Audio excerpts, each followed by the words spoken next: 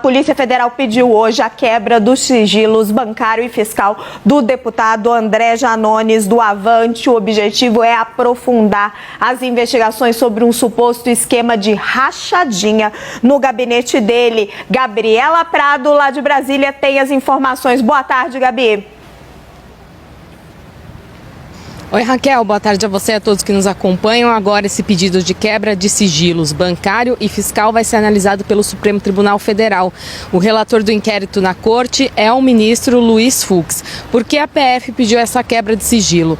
Ela pediu a quebra de sigilo, além de André Janones, para outros 6 assessores do deputado federal, alegando que esses assessores, quando foram ouvidos pela Polícia Federal, apresentaram inconsistências nos depoimentos e aí é preciso aprofundar as investigações.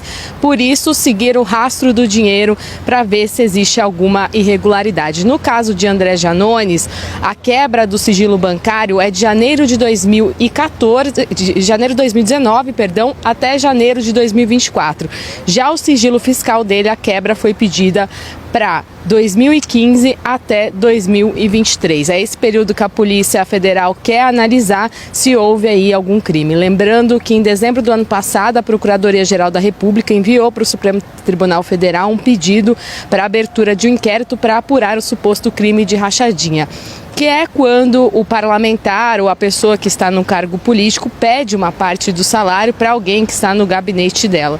O que aconteceu foi que o Metrópolis revelou ano passado, e a CNN confirmou esses áudios, que Janones pediria, por exemplo, uma vaquinha para as eleições de 2020 para os funcionários do gabinete dele. Por isso, então, depois que o Supremo Tribunal Federal abriu o inquérito, começou o aprofundamento dessas investigações. Vou ler um trecho aqui do pedido da Polícia Federal. Eles dizem o seguinte, que as providências adotadas até agora na investigação sugerem a existência de um esquema de desvio de recursos públicos no gabinete. E aí continua a Polícia Federal. Para investigar adequadamente esse tipo de conduta, deve-se rastrear o fluxo financeiro e analisar o patrimônio dos suspeitos.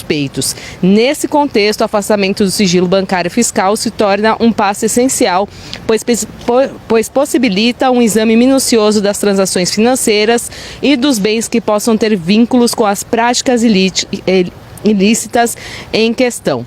Então, reforçando que a Polícia Federal ouviu já 6 assessores de André Janones diante da inconsistência desses depoimentos. Ela ainda não ouviu o deputado federal, mas diante das inconsistências desses depoimentos, pediu a quebra de sigilo do deputado federal André Janones e também dos assessores para aprofundar essas investigações. A gente tentou contato com a assessoria e com o próprio deputado federal André Janones.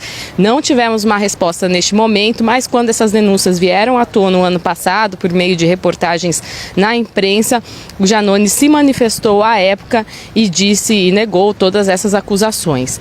Importante reforçar que a Polícia Federal também coloca nesse pedido que o próprio Janones foi às redes sociais e disse que estaria disposto a abrir tanto o sigilo bancário quanto fiscal para mostrar que ele não tinha nenhum envolvimento com esse suposto esquema de rachadinha. A Polícia Federal coloca isso nesse pedido, de que o próprio deputado já se manifestou e disse que não teria problema nenhum em mostrar as finanças para essa avaliação da Polícia Federal. A gente segue acompanhando os próximos passos, lembrando que foi um pedido da Polícia Federal, então nós ainda precisamos aguardar a decisão do Supremo Tribunal Federal para ver se vai realmente ter essa quebra dos sigilos bancário e fiscal do deputado federal André Janones e também de assessores. Raquel? Só uma dúvida.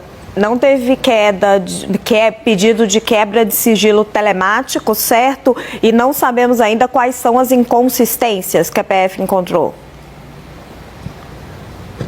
Exatamente, Raquel. Ainda sigilo telemático não é falado nessa decisão, nesse pedido, aliás, da Polícia Federal, apenas os sigilos bancário e fiscal. E as inconsistências eles colocam de uma forma geral. Vou ver se eu acho aqui o trecho. Aqui, ó, já achei um trecho desse pedido da Polícia Federal que deixa mais claro para vocês.